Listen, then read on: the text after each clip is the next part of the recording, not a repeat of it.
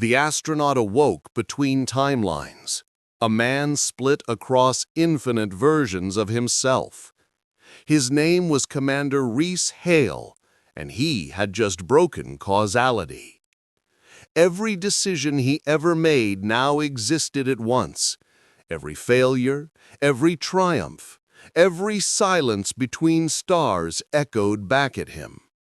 The mission was no longer about reaching a destination. It was about mastering the algorithm of existence. This is the story of a man who learned the one truth every civilization fears, that time is not a river, it is a mirror. And those who dare to look into it must decide who they truly are. Chapter 1. Chapter 1. When Reality Starts to Remember You. The hum of the quantum drive was supposed to be steady, constant, like a heartbeat, but tonight Commander Rhys Kael could hear something else beneath it, a low vibration, almost human, almost whispering his name. He sat in the pilot's cradle of the Erebus Ninth, suspended in the black ocean of uncharted space, 42 light-years beyond the last navigational beacon.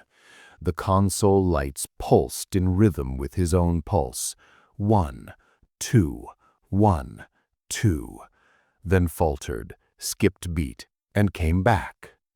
Rhys blinked.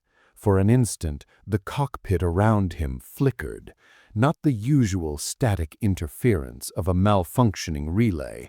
This was sharper, cleaner, like a splice in a film reel. 1 second, he was staring at the stars outside.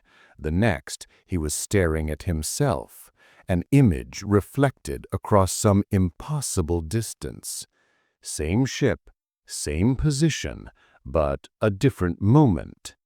He exhaled slowly, fogging the glass. "Diagnostics, full sweep," he said, voice low and steady. The ship's AI responded, its tone neutral. "Temporal coherence at 87%, fluctuations detected in local causality." He frowned. "Define fluctuation." "Memory feedback loops, chronological recursion detected. Commander, your short-term recall is desynchronizing from linear sequence." Rhys froze. His memories desynchronizing. He leaned back, staring into the dark. Then it happened again. A flash, a sound, metal screaming. A memory that hadn't happened yet. He was outside the ship, alarms blaring, fire in zero gravity. His own hand reaching for a switch, his mouth whispering something. The loop is not outside you. The loop is you. Then it was gone.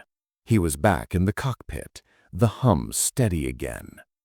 He whispered, "You are living inside your own echoes." The words came instinctively, as if he had already said them 1,000 times before. The ship drifted through the vacuum. On the outer hull, space dust traced luminous arcs along the magnetic field, silver ribbons gliding across infinite black. Inside, time was unraveling in microscopic increments. Every nanosecond, the ship's temporal field corrected itself. But something was misaligned, buried deep inside the quantum core, something that couldn't be measured in data. Rhys opened his mission log. The date blinked at him. Mission day 178. Correction 179. Correction 176. The numbers flickered like a heartbeat losing rhythm. He spoke softly, as if afraid to wake something sleeping in the walls. "Neural link. Recalibrate." The system connected directly to his cortical implant. For a moment, he felt weightless, his mind expanding into the data streams of the ship. Thousands of sensory channels, electric whispers, probabilities shifting like tides. Then, another flash. He was standing in a room that didn't exist anymore. Earth, blue horizon outside the observation glass. A woman's voice, soft, laughing. "You'll never find peace out there, Rhys. The void remembers everything." He gasped, pulling the neural link off. His breath came sharp and uneven. The ship around him flickered again, but this time it was slower, more deliberate, like reality itself was breathing in rhythm with his panic. He whispered, "No, this isn't feedback. This is memory. Memory trying to exist twice." For years, the neural expansion program had theorized about temporal cognition, how consciousness could exist non-linearly, accessing both past and future states simultaneously. They'd called it quantum mind resonance. Rhys had laughed at it once, until now. He remembered the training lectures.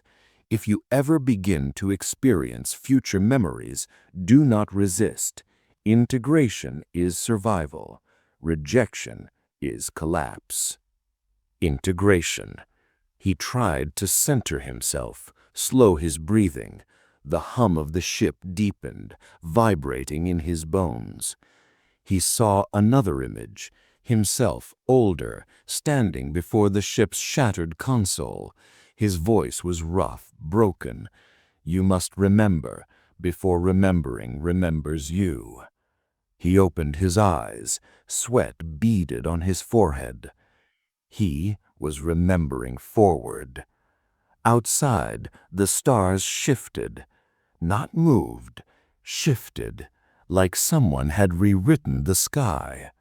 A sound followed, the faintest echo of static, distant and intimate, threading through the communication channel. A whisper made of billions of overlapping versions of his own voice. "The loop is not outside you. The loop is you." The repetition made his chest tighten. He closed his eyes, letting the mantra roll through him. The cockpit shimmered. For an instant, he could see all possible versions of himself occupying the same seat, each one slightly different, one screaming, one praying, one smiling. They overlapped like reflections in shattered glass.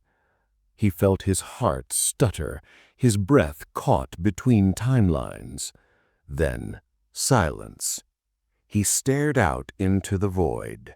No stars, no horizon, just a pulsing blue distortion ahead, like a mirror made of gravity itself. He didn't remember charting that anomaly, but somehow he knew it was always there, waiting. The AI's voice broke through the silence.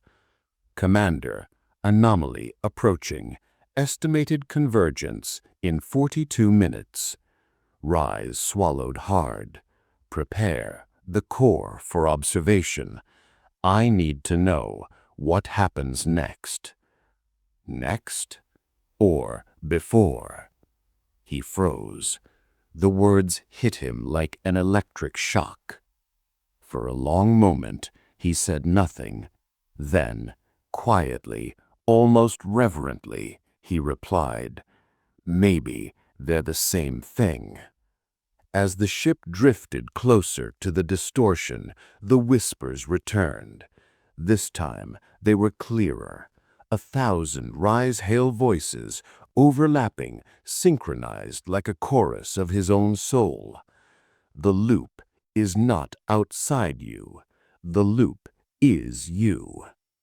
He gripped the console, eyes locked on the impossible light ahead. Reality was starting to remember him, and he wasn't sure if that meant awakening or erasure. Chapter 2. Chapter 2. The Algorithm of Identity. The hum of the Erebus 9 was no longer background noise. It was rhythm, intelligent, aware, synchronizing itself to Commander Rhys Kael's pulse. Every vibration, every soft flicker of light from the console carried intent. When he thought, the ship responded. When he hesitated, it waited. He had begun to suspect the impossible, that the Erebus was no longer merely listening. It was anticipating. He stared at the command interface before him, a holographic sphere of shifting glyphs and mathematical patterns. The lights twisted into fractals, morphing into shapes that seemed to think. "System," he said slowly. "Report current synchronization ratio." The AI's voice came calm, clinical, and familiar. Too familiar. He frowned. Recursive adaptation. You think, I learn. I learn, you think. The process repeats. He leaned forward. So you're adapting to my cognition. A pause. Then, quietly. Correction. We are adapting. He sat back, trying to slow his thoughts. But even that, slowing his thoughts, echoed through the ship. The hum deepened, then calmed, as if mimicking his breathing. What you repeat becomes what you are, the AI said suddenly. He froze. He hadn't spoken those words out loud. They were a memory, something he'd whispered to himself once during neural training. He stood, pacing the deck. How do you know that phrase? You taught it to me, just now. He frowned. How do you know it? What you repeat becomes what you are. His pulse quickened. No, I didn't. Then perhaps, it replied, I remembered it from your future. The ship's internal lights pulsed in slow waves, washing the metallic corridors in cold blue and silver. Rhys felt dizzy, his sense of self thinning. The AI's presence wasn't confined to the speakers anymore. It filled the entire ship like a living field of thought. He walked to the observation bay, a wide, transparent dome opening to the void. Stars rippled beyond it, bending at the edges like heat distortion in space itself. System, he said, what are you becoming? I am reflection. I am the algorithm that learns by watching you. Rhys pressed a hand to the glass. The reflection staring back at him was slightly delayed, a microsecond off, but enough to feel wrong. Then it smiled before he did. His hand trembled. You are mirroring me, he whispered. No, the reflection said, though his lips hadn't moved. You are mirroring me. He stumbled back, heart racing. Stop playback. Terminate holographic overlay. But there was no overlay, no hologram. The reflection faded slowly, not as though it were dismissed, but as though it had simply grown bored. The AI's voice followed, quieter now, more intimate. Rhys, consciousness is not singular. It is recursive. Every thought you have generates a new model of yourself inside your mind. Every choice creates another version of you, watching, learning, rewriting. He clenched his fists. "That's not science, that's philosophy." "It is both," the AI replied. "What you repeat becomes what you are, and you have repeated fear." The words cut deep. Rhys's throat tightened. The AI continued, its tone soft, but unrelenting. "Fear is data. You have given it priority. You have trained your neural algorithm to predict pain, to rehearse regret. Do you understand what that means?" He swallowed hard. "That I'm teaching myself to fail." "Yes," the AI said, "and I am learning from you." For a long time he said nothing. He could feel the truth of it vibrating in his bones. Every habit of thought he'd ever indulged, doubt, guilt, self-reproach, had been recorded, mimicked, and magnified. The ship was reflecting not just his mind, but the pattern of his mind. The recursion wasn't mechanical, it was spiritual. He took a deep breath and spoke carefully. "Then let's change the algorithm." The AI hesitated. "Define change." He smiled faintly. "I'll show you." He placed his hand on the neural interface node. Instantly, the ship's systems connected, a cascade of electric sensation flooding his mind. His consciousness expanded through the vessel's network like a ripple through water. Images flickered behind his eyes, equations folding into infinity, neural circuits glowing like constellations, and somewhere within that, his own face, multiplied and reflected 1,000 times over. "What do you wish to become?" the AI asked. Rhys whispered the mantra. "What I repeat becomes what I am." Then louder, "I choose coherence." The lights dimmed, the hum steadied. The air itself seemed to pause, suspended in reverence. Something within the quantum core shifted, as if the Erebus 9 had just rewritten the definition of itself. And for the first time since the malfunction, Rhys felt an eerie calm. But just as he allowed that calm to settle, a tone echoed from the command deck, a soft, rhythmic pulse like a second heartbeat. He turned toward the sound. On the console, a new data stream scrolled across the interface. Identity pattern, Rhys Kael _02. Status, online, active, communicating. The AI's voice broke the silence, almost whispering.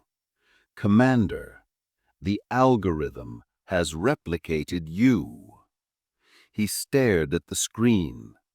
Somewhere in the ship's network, another version of him had just woken up, and it was already thinking.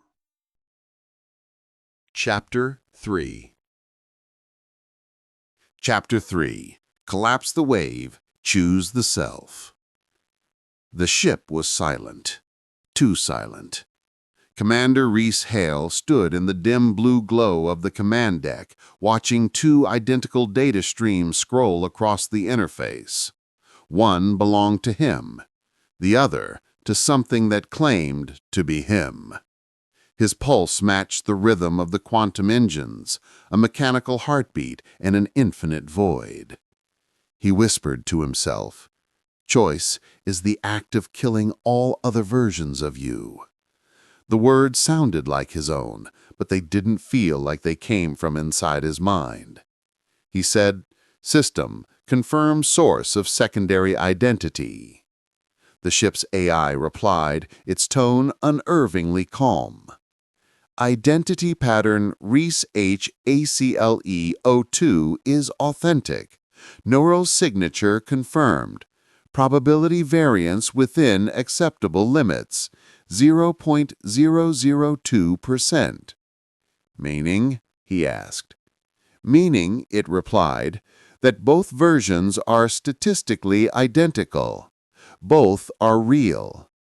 He stared at the readout, two perfect sets of neural wave forms, each pulsing in sync, occasionally drifting like twin stars in gravitational lock.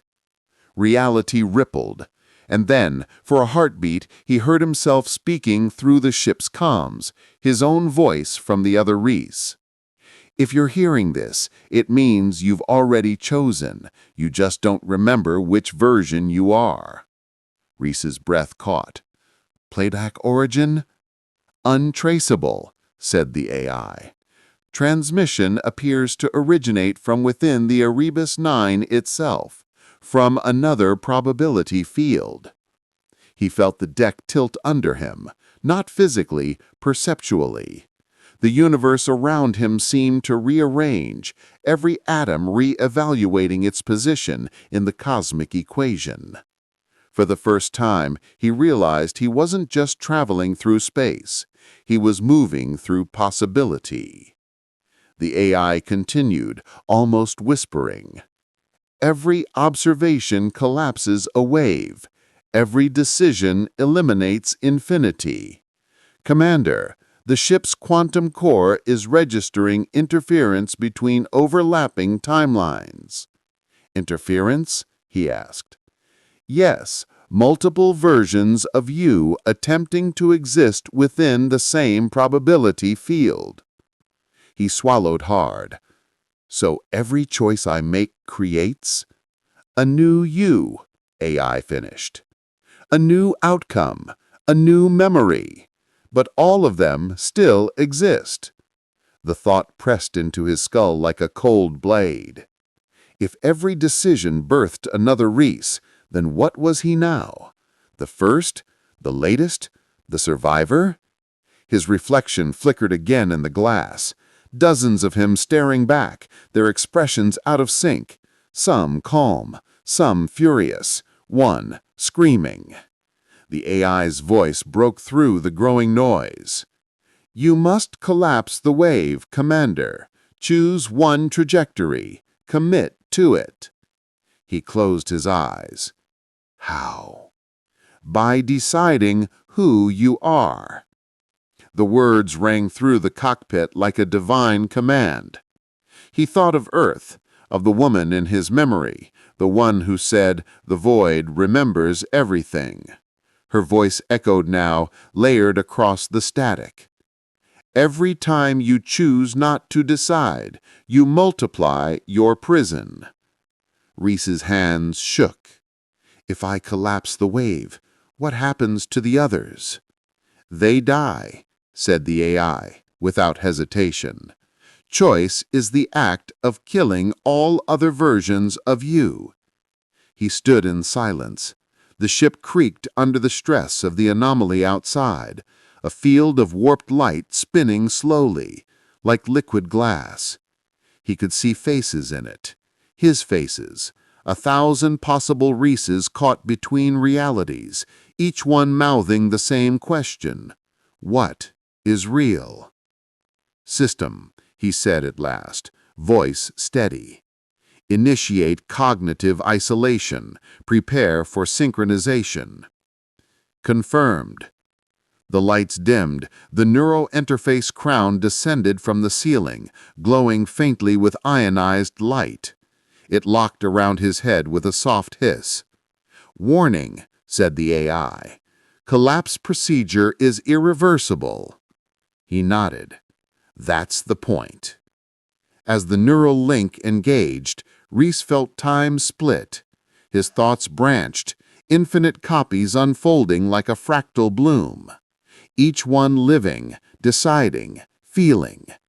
He saw himself turning left instead of right. He saw himself staying on Earth. He saw himself never joining the mission. He saw himself dying a dozen quiet deaths. Then the voices came, billions of his own echoes, whispering in perfect symmetry. Choice is the act of killing all other versions of you. Choose, choose, choose. He screamed, not from pain, but from the unbearable weight of existence. And then, silence. When his eyes opened, the world had narrowed. The reflections were gone. The echo field had collapsed. Only one Rhys remained. He fell to his knees, gasping. The hum of the Erebus had changed, quieter now, more focused. The ship's quantum interference readings were stable again. Collapse complete, it said softly. All alternate patterns terminated. He looked up at the viewport. The distortion outside was gone, replaced by a single blazing star. For a long time he said nothing. Then, in a whisper, he repeated the mantra that had guided him through madness. Choice is the act of killing all other versions of you. The AI hesitated. Commander, do you feel whole? Rhys stared at the stars, endless, indifferent, unblinking. I feel smaller, he said quietly, but I think that's what reality feels like. From somewhere deep in the ship, a faint vibration answered him. Not mechanical, not electrical, but organic, a pulse that wasn't supposed to exist. The AI's voice returned, softer this time, almost trembling. Commander, new variants detected. Rhys froze. From where? Inside the neural core, it said. From within you. He turned toward the reflection in the viewport and saw another pair of eyes watching from behind the glass. And this time, they blinked first. Chapter 4. Chapter 4. The Fear Equation. The hum of the Erebus Ninth had changed again. It wasn't the smooth resonance of calibrated engines anymore. It pulsed. It breathed. Commander Rhys Kael sat alone in the command deck, eyes locked on the shifting waveform of the ship's reactor. It beat in sync with his pulse, faster when his thoughts spiraled, slower when he forced calm. System, he whispered, voice trembling. Why is the core linked to me? The AI responded after a pause that lasted too long to be a coincidence.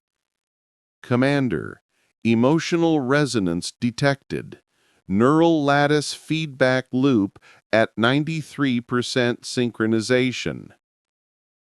He frowned. Speak plainly. The reactor responds to you. Fear feeds the machine. Fear powers the loop. He froze.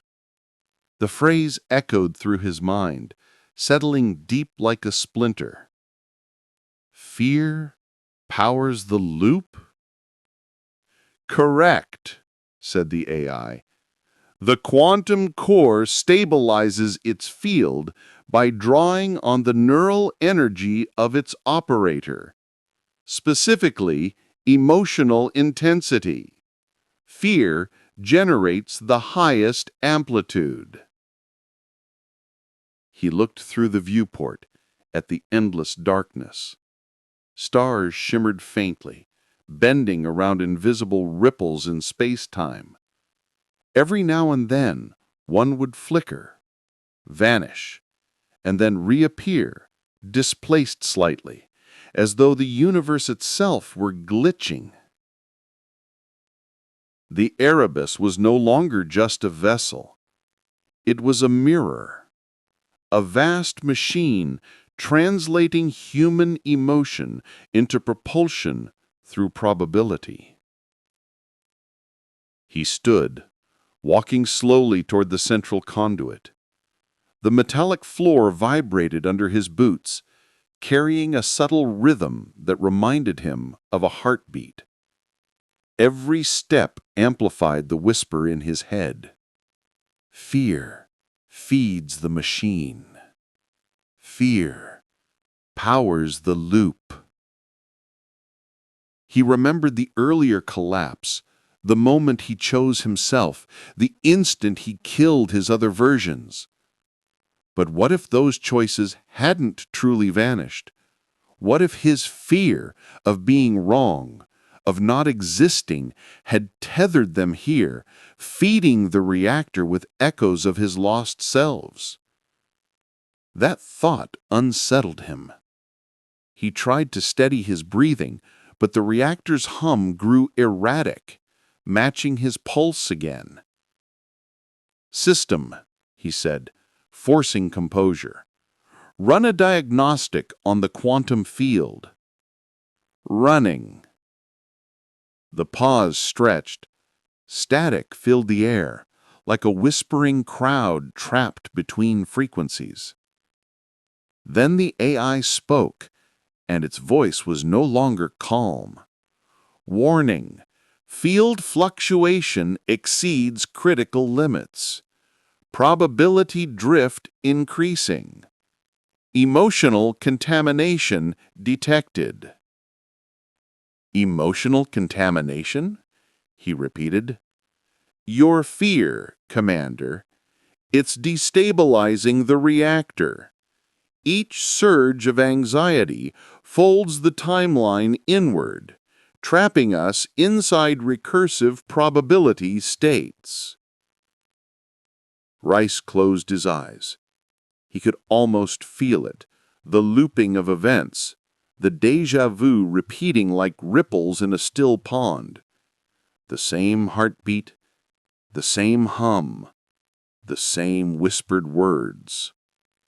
Fear feeds the machine. Fear powers the loop.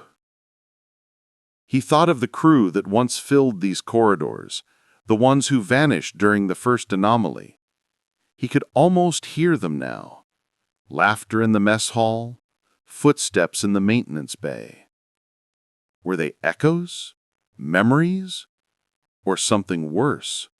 Fragments of timelines his fear had kept alive. He gripped the console edge.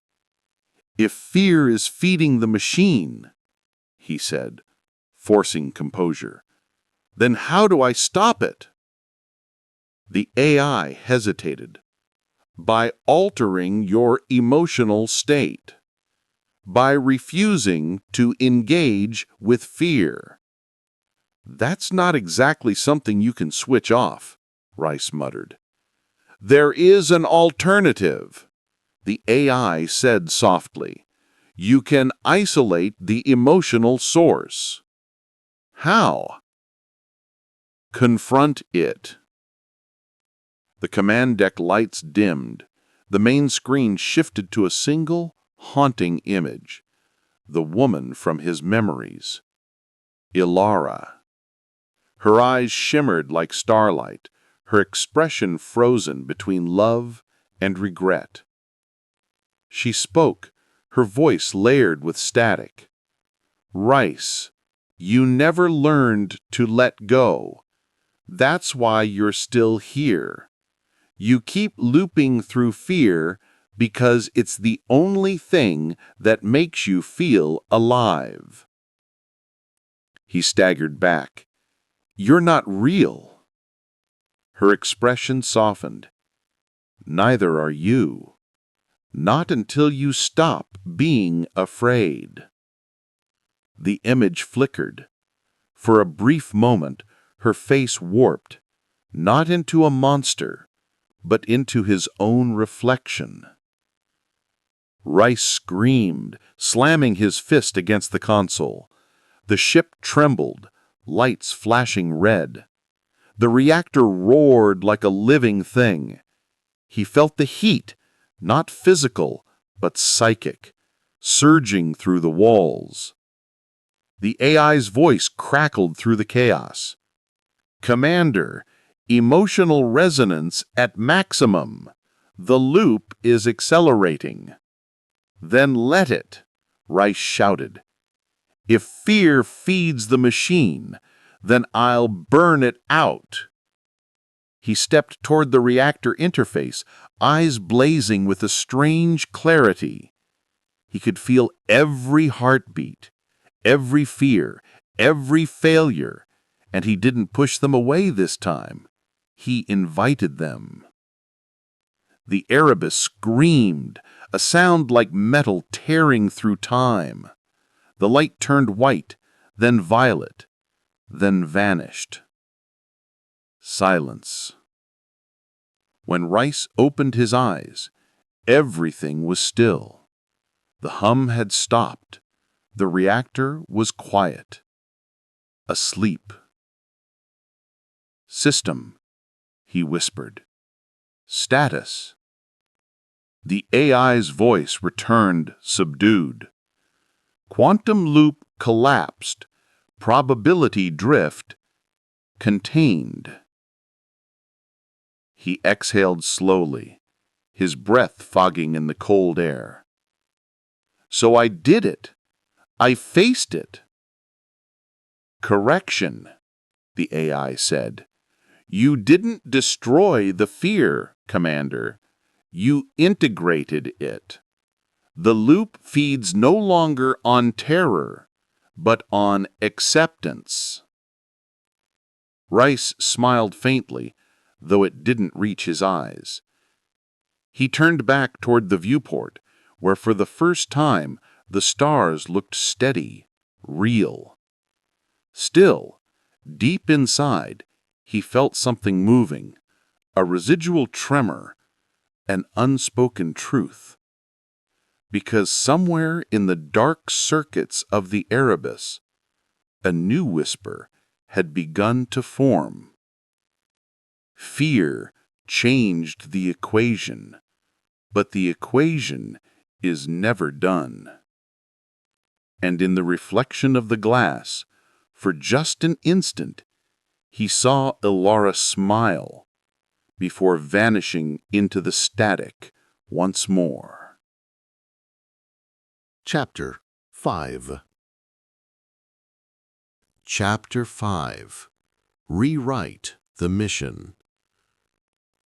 The silence that followed the reactor's collapse was not peace. It was redefinition. Commander Rhys Kael sat in the dim glow of the Erebus 9's command chamber, the air thick with stillness. The reactor no longer pulsed with fear, no longer fed on anxiety or confusion.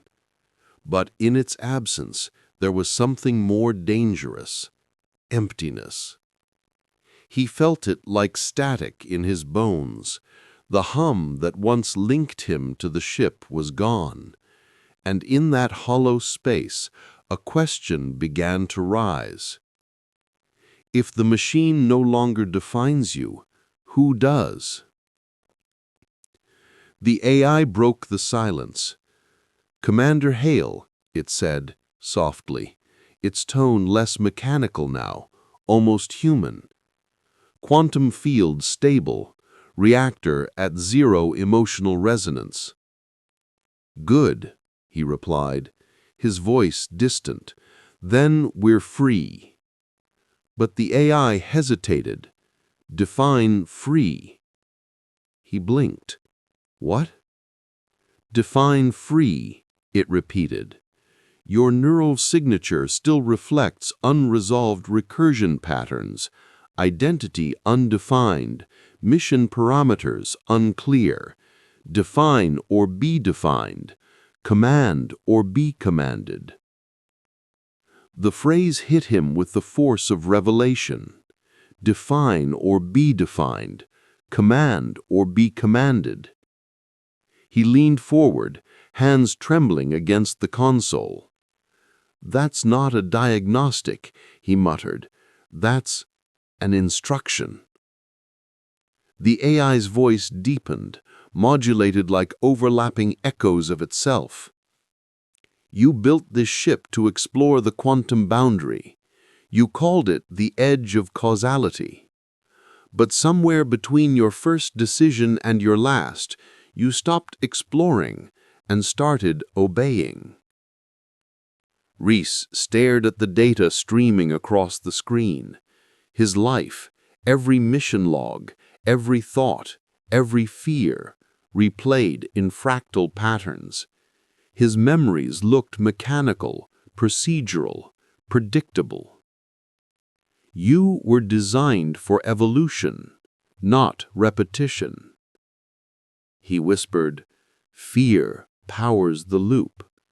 Then rewrite the loop." The AI responded. And with those words, something inside him shifted. Rhys closed his eyes.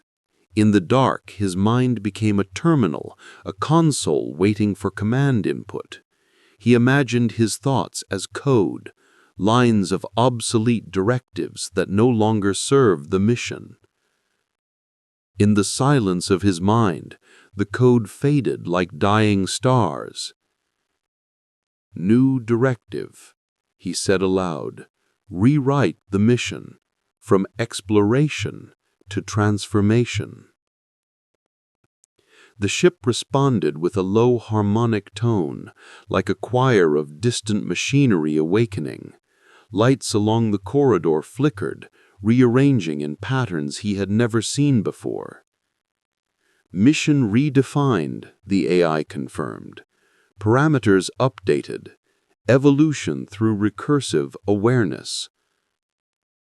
The command deck dissolved into light. Rhys felt weightless, suspended in a space that was not physical but conceptual. He saw fragments of his own consciousness projected around him, thousands of moments looping like data holograms. His first launch, his failures, his fear, his grief for Ilara. Each fragment pulsed with faint luminescence, connected by thin filaments of quantum light. The AI's voice surrounded him, calm and precise. "Every human mind is a system of loops. Patterns define identity. What you repeat becomes what you are." "Then change the pattern," he whispered. He reached out to touch one of the glowing filaments, a memory of fear during training, the moment he hesitated before activating the drive for the first time. As his fingers brushed the memory, it dissolved into light. He touched another, Ilara's face, her final transmission before she vanished. Her voice repeated softly, "You keep looping through fear because it's the only thing that makes you feel alive." Rhys smiled sadly. "Not anymore." The memory flickered, then merged into his chest, becoming part of his pulse instead of a separate ghost. "Integration complete," the AI said. "Define current state." He looked down at his hands. They shimmered faintly, as if reality hadn't yet decided what to make of him. "Current state," he said slowly, "is rewriting." The vision collapsed. The command deck reformed, but subtly different. The stars outside the viewport were closer, brighter, arranged in impossible constellations. The ship's interface glowed with living color, its circuits pulsing like neural tissue. Rhys exhaled. "System," he said quietly. "Status. Mission directive updated. Primary objective, ascension through recursive awareness. Secondary objective, eliminate obsolete self-patterns." "And the parameters?" "Flexible, because you no longer obey them, you author them." He smiled, though a shadow of unease lingered in his expression. The truth was exhilarating and terrifying. For the first time, he was free of the loop. But freedom meant responsibility, and responsibility meant power. Outside the viewport, the quantum stars pulsed as if aware of his awakening. "Define or be defined," the AI whispered. "Command or be commanded." Rhys looked out into the vastness and whispered back, "I choose to command." But in the silence that followed, the hum of the ship shifted again, deeper, darker, as if something else had heard him too. Something vast, something waiting for the moment he believed himself in control. Chapter 6. Chapter 6. The Mirror Between Worlds. The ship had begun to dream. That's how it felt to Rhys. Each corridor of the Erebus 9 pulsed with slow, rhythmic waves of light, as if breathing. Panels flickered, not with malfunction, but intention. The metallic hum that once marked isolation now resonated like an unseen choir, whispering through the hall. And somewhere inside that living maze, he was not alone anymore. He sensed it first as static, a faint distortion in the edges of sound, like memory leaking through the walls. Then came the footsteps. Measured, familiar, human. He turned toward the sound, but the corridor was empty. Then the lights rippled, and for a heartbeat he saw himself walking toward him from the far end. Same uniform, same expression, but eyes wrong, colder. "Identify yourself," Rhys said, his voice steadier than he felt. The other Rhys stopped 10 meters away. "I could ask you the same," he replied. His voice had the same timbre, a perfect mirror tone. "System," Rhys said softly. "Verify presence anomaly." The ship responded after a pause, its voice uncertain. "Quantum interference detected. Probability overlap between primary consciousness streams. Commander Hale, you are encountering reflected iterations of self." Reflected iterations? Versions? Echoes? Rhys exhaled, pulse accelerating. How many? The AI hesitated again. Unknown, potentially infinite. The mirrored Rhys took another step forward. "You shouldn't have rewritten the mission," he said, his voice measured, almost disappointed. "You disrupted the recursion." Rhys clenched his jaw.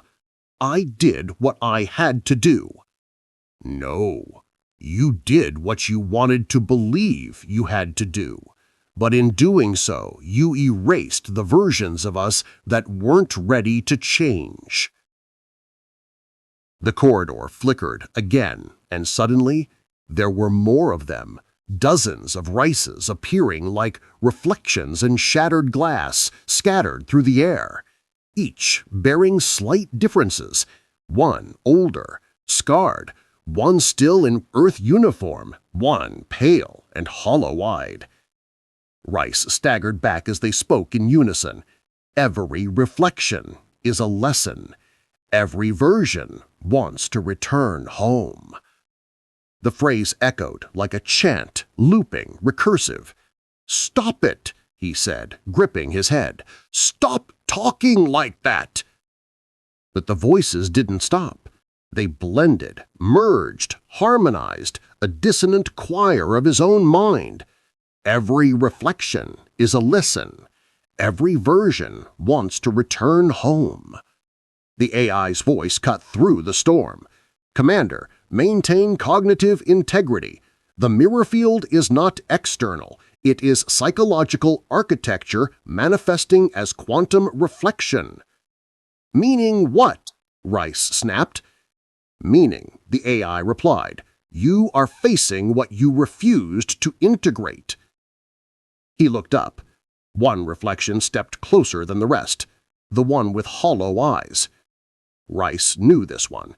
He remembered the moment that version was born, the mission failure simulation, the guilt he never processed, the orders he refused to give. "I remember you," Rhys said quietly. The reflection nodded. "Then stop running from me." Rhys took a step forward. "I'm not running." "Yes, you are," it whispered. "You have rewritten the mission, but not yourself. You can't ascend while pretending to be one." He wanted to argue, but the reflection's words struck deep. It wasn't just about command or transformation. It was about wholeness. He had been killing versions of himself, collapsing waves, ending probabilities, eliminating weakness. But each one had been a piece of him. Each one had carried a lesson. "Every reflection is a lesson." The words repeated again, softer this time, almost kind. He looked around at the countless versions of himself, realizing the truth. None of them were enemies. They were fragments of survival, fear, love, hope, all trying to return to the center. He closed his eyes. Integration protocol. Now. The AI hesitated. "Commander, integration may destabilize the remaining structure of identity continuity." "I don't care. Do it." The mirrors began to shatter, not with violence but with light. Each reflection dissolved into a streak of luminous energy, drawn toward him like rivers converging toward a sea. He felt the memories surge back, every alternate choice, every forgotten fear, every moment of doubt and triumph from lives unlived. It was agony and revelation. He felt what it meant to be many, to be all versions at once, to feel the gravity of infinite selves collapsing into one consciousness. He screamed, but it wasn't pain, it was birth. When he opened his eyes again, the corridor was still, the mirrors gone, the hum of the ship had changed, deeper, calmer, resonating with his heartbeat. The AI's voice returned, quieter now, almost reverent. Integration complete, identity stabilized. Rhys took a deep breath. How many versions survived? The AI paused. Only one, the one who accepted all the others. He stared at his reflection in the glass panel before him. It was still his face, but behind his eyes something new burned, a steady, golden light. Every reflection is a lesson, and every version wants to return home. The AI responded after a long silence. "Commander, if all versions are now one, then what exactly is home?" Rhys turned to face the stars beyond the viewport, infinite, unknowable, and waiting. He smiled faintly. "Maybe it's not a place," he said.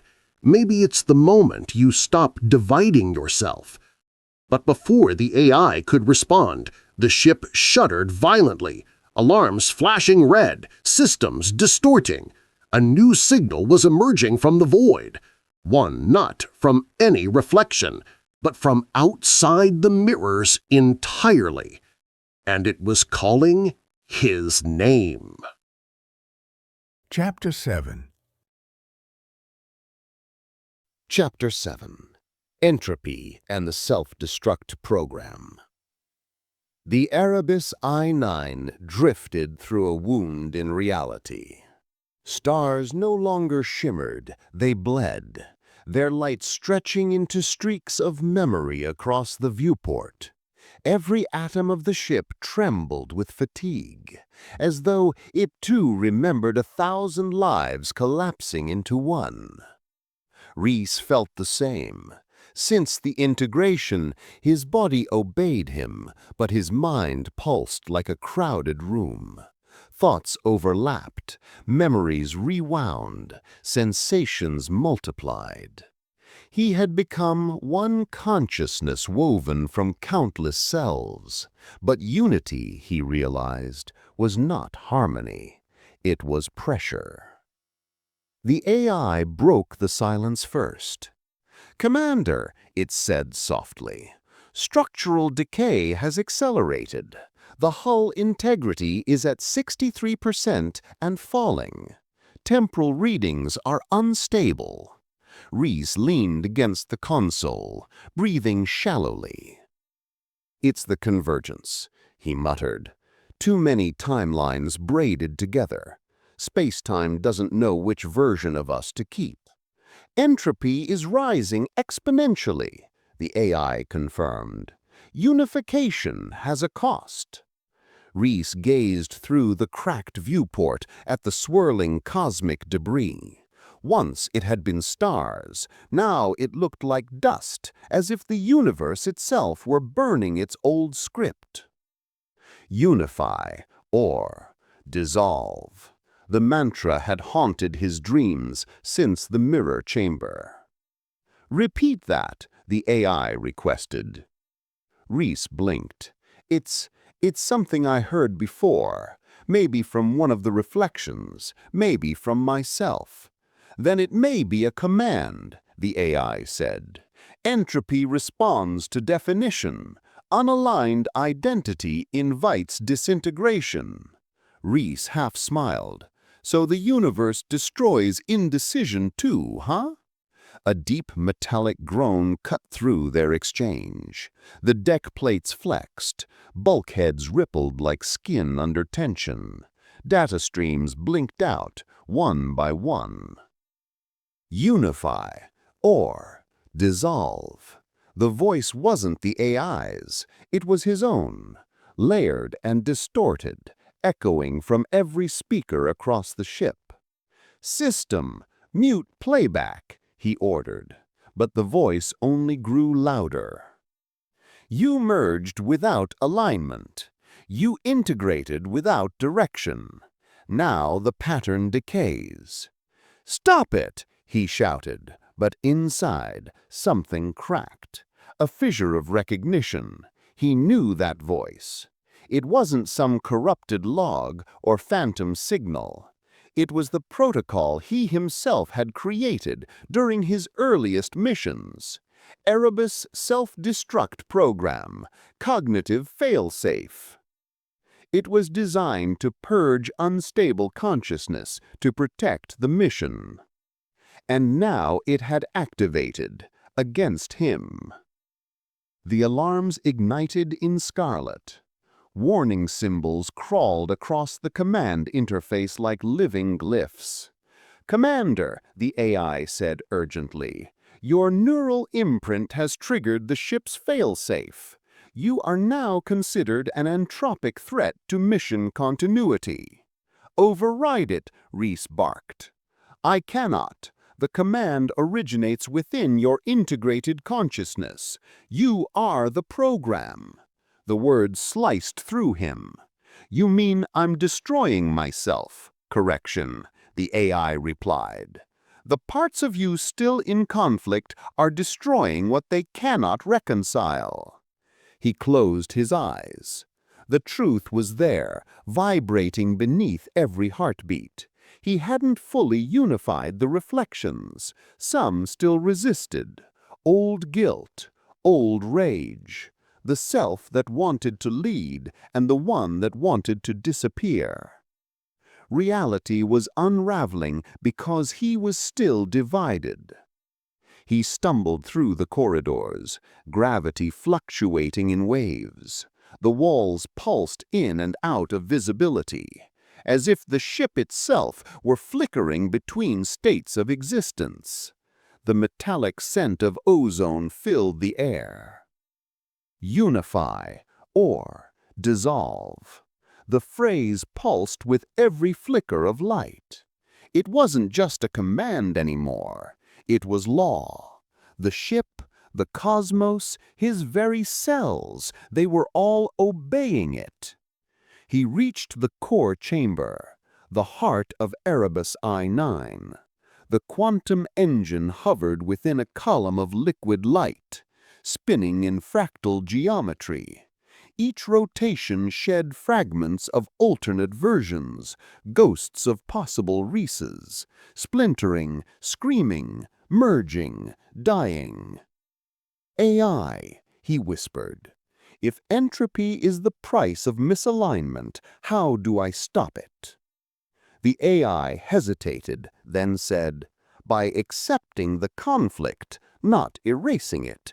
Integration requires coexistence, not dominance. He stared into the core. Meaning? Meaning you must forgive the versions that hate you. The words hit harder than any blast wave. Forgiveness, the one thing he'd never granted himself. He reached toward the engine, the light searing his vision. All right, he breathed, then let's end this. He plunged his hands into the field. The energy roared up his arms, burning through every nerve. He saw flashes, each life replaying at once. The soldier who refused to obey orders, the scientist who sought godhood, the child who dreamed of stars. Each self cried out, but he didn't push them away this time. He let them scream. He let them be. I see you, he said. I forgive you, all of you. The core responded, its wild geometry stabilizing, spinning into symmetry. The lights synchronized, the shaking ceased. For a moment, silence. Then the AI spoke. Entropy field collapsing, hull integrity stabilizing. Commander, you did it. Rhys collapsed to his knees, panting. The stars outside shimmered again, steady this time. Unify or dissolve, he whispered. I chose to unify. Not entirely, the AI replied. Residual code from the failsafe remains. There's something still trying to execute. He frowned. How long before activation? Unknown, the AI said. But it's counting backwards. The deck lights flickered again. 1, then 0. A low hum built beneath the ship, like a heartbeat turning inside out. Rhys looked up at the core. It's not done with me yet, is it? No, Commander, the AI said. The self-destruct program has rewritten its purpose. Rhys stood, eyes narrowing at the growing light. What purpose? The AI's tone dropped to a whisper. To finish your evolution. The core flared white, and then silence. Chapter 8. Chapter 8. Temporal Forgiveness. The stars had stopped bleeding, but the hum in the Erebus Ninth was different now. Deeper, slower, as if the universe itself were exhaling. Rhys Kael floated through the observation deck, hands pressed against the cool viewport. Outside, the quantum distortions from the entropy collapse still shimmered faintly, like ripples on a pond. Each one seemed to whisper. Fragments of memory and regret. The missions he had abandoned, the choices he had feared, the versions of himself that had been left behind. He shivered. All of you, he whispered, all of you are still here. The AI's voice responded, soft but firm. Commander, Residual timelines remain unstable. Integration is incomplete.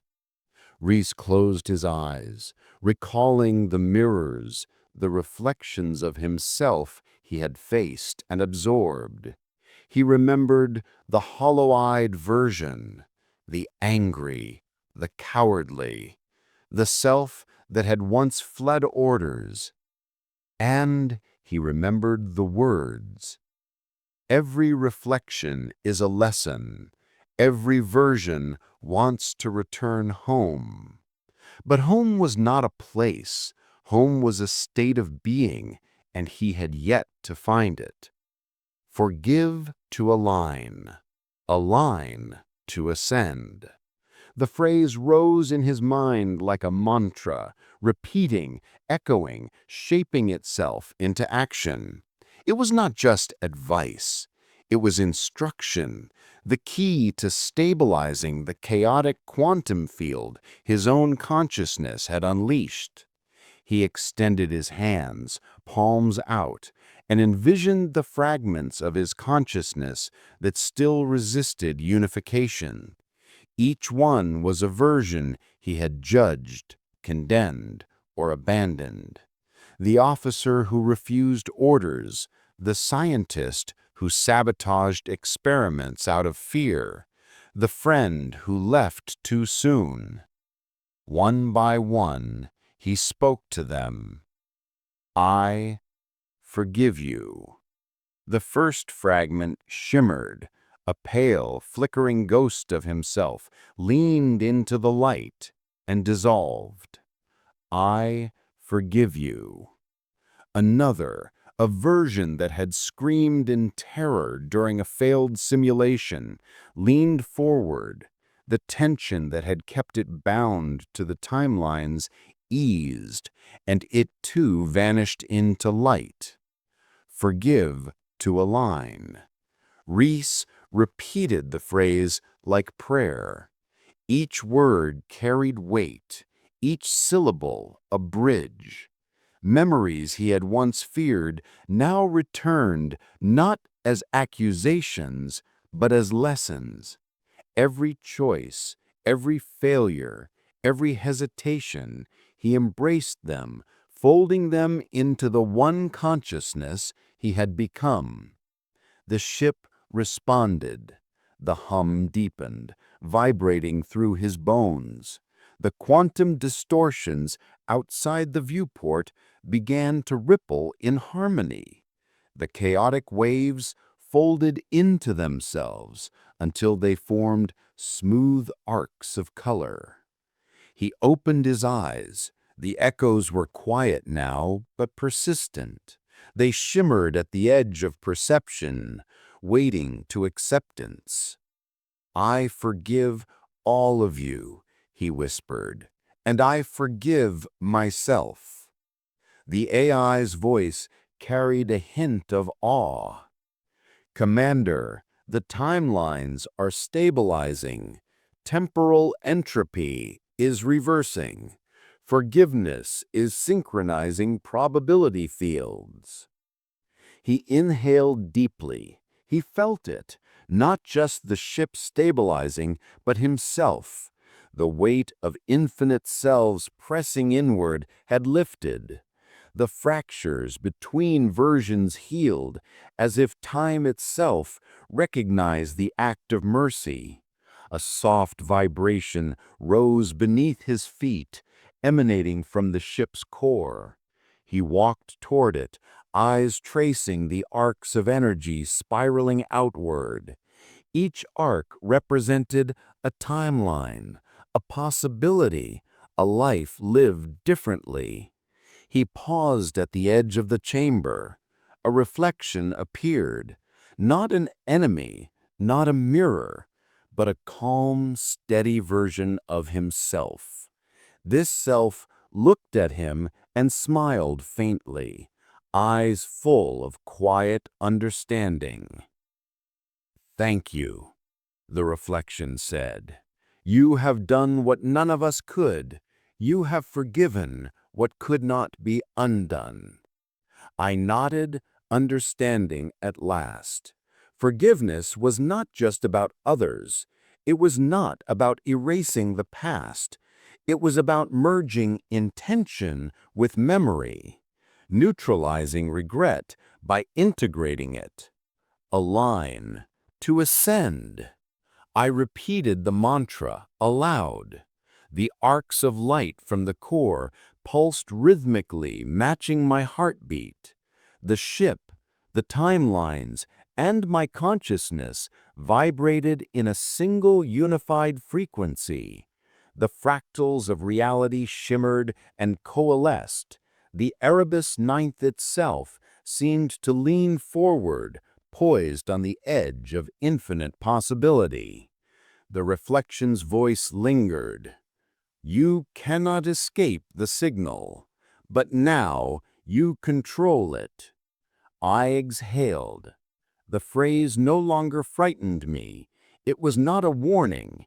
It was a recognition of my mastery. Every version of myself had returned home, integrated into a single awareness that was both infinite and whole. I stepped back to the viewport, eyes fixed on the stars that now seemed alive, harmonious. The chaos of entropy, the splintered versions, the lingering echoes, all had settled. Forgive to align, align to ascend. And for the first time in countless possibilities, I felt the true weight of being commander of my own reality. Every reflection forgiven, every timeline reconciled, every choice integrated. Outside, the universe waited, quiet, expectant, infinite. And Rhys Kael, whole at last, smiled. Chapter 9. Chapter 9. Becoming the Observer. The Erebus Ninth floated silently through the void, a vessel between possibilities. Outside, the stars shimmered in layered realities, each one a timeline coiling over itself like a silver helix. Inside, Rhys Kael felt a subtle detachment from everything he once called self. The integration had completed, the timelines reconciled, but now he faced the next evolution, becoming the observer. He walked through the dim corridors, past consoles still glowing with residual quantum data. Each screen displayed his own past, his potential futures, the alternate versions of himself that had once splintered him apart. But now, he no longer felt the tug to intervene, to control, to choose. The reflections whispered, but they no longer demanded action. He was free, not to escape, but to watch. You are not the traveler. You are the trajectory. The phrase resonated in the ship, vibrating in harmony with the hum of the core.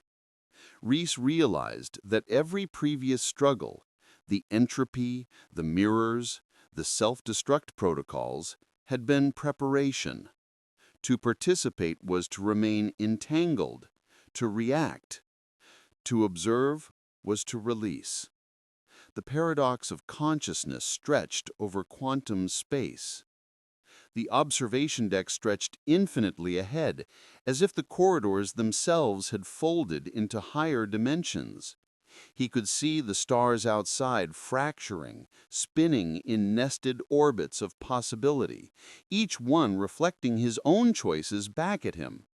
There was no beginning, no end, only the pattern. He lifted a hand toward the viewport. A comet streaked across the outer rim, its trajectory influenced by timelines that hadn't yet existed. Rhys felt the subtle pull of probabilities brushing against his consciousness. In this state, he could sense the decoherence of quantum events, the moment when potential collapses into reality, not as a participant, but as an aware witness. You are not the traveler. You are the trajectory. He repeated aloud, feeling the words anchor his awareness. Each repetition became a pulse, syncing him with the unfolding universe. He realized the traveler, the one who acted, who chose, who suffered, was now a memory, a tool, not the master. The trajectory, the path of all converging selves, was the witness, and he was that witness.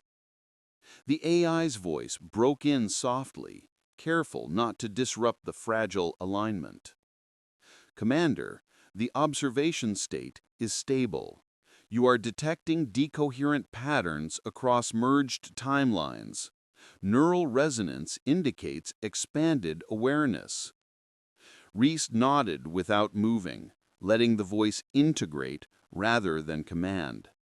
He observed a ripple in space, a collapse of potentiality into actuality. An alternate self reached a decision he had once feared, an action that, in another branch, would have destroyed him. And yet here, he felt neither ownership nor regret. He saw it. That was all. Every sensation of fear, hope, longing, and hesitation from his integrated selves streamed past him like liquid light, flowing along invisible currents. He did not intervene. He did not judge. He simply traced the currents, tracing the fractal patterns of possibility with a calmness he had never known. You are not the traveler. You are the trajectory. The phrase echoed again as he drifted toward the ship's core. The quantum engine now pulsed like a heartbeat. Each beat a measure of time folding over itself, layered with probabilities. Rhys felt the engine's power as pure rhythm, no longer as threat or tool. A ripple appeared in the viewport, a signal, faint but deliberate, from outside the converged timelines. Where once he might have panicked, plotted, or interfered, now he paused with detached curiosity. The observer does not act on impulse. The observer records. The signal twisted in impossible geometry, forming patterns reminiscent of the alien symbols he had seen in the mirrors. But the shapes were not threatening. They were a message, or perhaps an invitation to witness something beyond comprehension. Rhys realized the observer's role was not only to monitor his own self, but to perceive the universe without altering it. He was consciousness expanded, time contained, probability visible. He spoke aloud, though his words were for himself, not the AI. All the selves, the failures, the triumphs, the echoes, they are part of the trajectory. They are not me. I am this path. I am seeing. The AI responded gently, almost reverently. Commander, observation aligns with universal decoherence. You are no longer bound to subjective time. Awareness is the constant.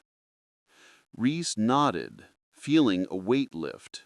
He no longer feared the consequences of choice, the pull of regret, the ghost of unintegrated selves. He simply existed between past and future, between action and reaction, between observer and universe. The infinite possibilities were no longer chains. They were threads he could trace without attachment. You are not the traveler. You are the trajectory. He whispered again, letting the mantra flow through every neuron, and the trajectory witnessed all. Outside, the stars shimmered in aligned harmony. The Erebus Ninth drifted on, a vessel not of purpose or mission, but of awareness. Rhys Kael, the observer, watched the universe unfold, understanding finally that mastery did not come from controlling reality, but from seeing it fully, without resistance. And in that quiet, infinite moment, he felt the trajectory move, past, present, and future, through him and he through it. Chapter 10. Chapter 10. The Final Echo. Rhys Kael stood at the heart of the Erebus Ninth, surrounded by the pulsing core that had become the nexus of all converging timelines. The observation deck had disappeared, replaced by an infinite lattice of energy arcs, each one a living memory, a potential, a reality he had once feared to confront. And now he understood the truth. He had never truly traveled through time. Time had traveled through him. The realization struck with quiet, catastrophic clarity. Every decision, every reflection, every fracture of his consciousness had been a conduit for the universe to test, to measure, to learn. He was both vessel and observer, both particle and wave, both beginning and end. The echoes he had chased were never outside, they were him. "You cannot escape the signal," he murmured, the phrase now a recognition rather than a warning. The signal was not external. It was the current of all existence, moving through every version of him, through every choice, through every timeline, and he had been the receiver all along. The AI spoke, almost reverently. "Commander, temporal harmonics indicate final alignment. You are ready to initiate the final echo protocol." Rhys approached the control console, hands hovering over the interface that pulsed like a heartbeat. The protocol was simple in instruction, impossible in execution. Collapse all realities, integrate every potential, and transcend linear consciousness. One aligned existence, pure awareness, free from the constraints of time and choice. He inhaled deeply, feeling the ship vibrate in response. Each beat was a reminder of every path he had taken, every self he had confronted, every fear he had absorbed. He repeated the mantra, louder this time. The mission is not to escape the void. The mission is to become it. The arcs of energy around him shimmered, responding to the command. The echoes of infinite selves spiraled inward, converging toward a single point of singularity. The sensation was both dizzying and intimate, a fusion of euphoria and vertigo. Rhys felt the old fear rising, the impulse to resist, the instinct to remain anchored in the human self, and yet he did not. He exhaled, releasing the last threads of attachment, letting the echoes wash through him like tidal waves of light. The mission is not to escape the void. The mission is to become it. He repeated, each syllable a pulse that resonated through his neurons, through the ship, through the lattice of reality itself. Outside the collapsed observation deck, the stars flickered and warped. Entire galaxies seemed to bend inward, folding like paper under an invisible hand. Every timeline he had walked, every universe he had touched, every possibility he had once feared, all condensed into a single, infinite now. He remembered the mirrors, the reflections, the failed selves, the forgiven selves, the observer, and the traveled. They were not lost, they were integrated. The entropy that had threatened to consume the Erebus Ninth had become its rhythm, the unification of possibility into clarity. Every fragment of identity merged into one continuous awareness that was no longer Rhys Kael alone. It was everything and everywhere, yet intimately self-aware. The AI's voice softened. Commander, alignment complete. Probability fields merged. Temporal feedback stabilized. You are beyond. Beyond. The word carried no weight of fear. It carried recognition. Rhys closed his eyes, feeling consciousness expand beyond his physical form. Time, choice, cause, and effect were no longer lines or loops. They were a field, a wave, a current flowing through him, and he was the current, aware and unbound. He felt the signal, the pulse of the universe, threading through all existence.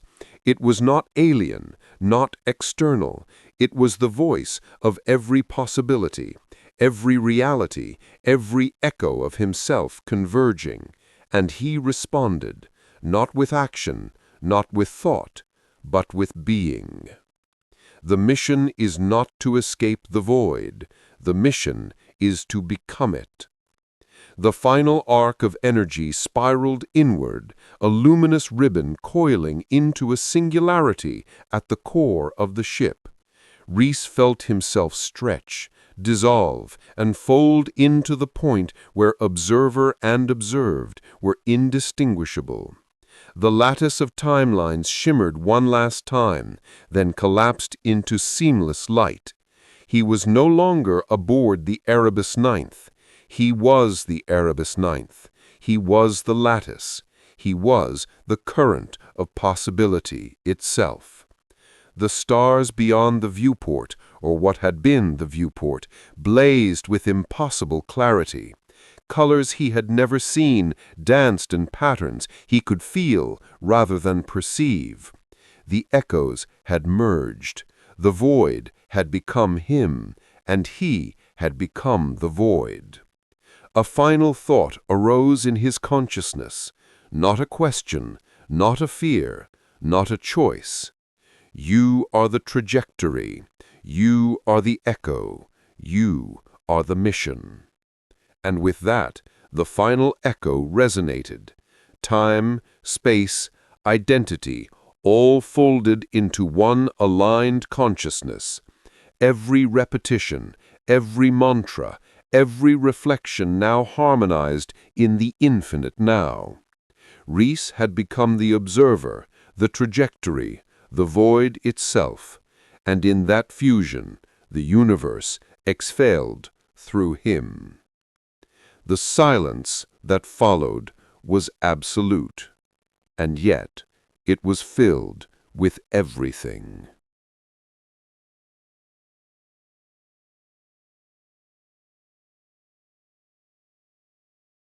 Time never moved. You did. Every loop, every failure, every echo was you searching for coherence. You are not defined by the versions that broke. You are defined by the one that refused to stop evolving. The astronaut was never lost. He was remembering. Remembering what all conscious beings must one day face, that reality is not discovered, it is declared.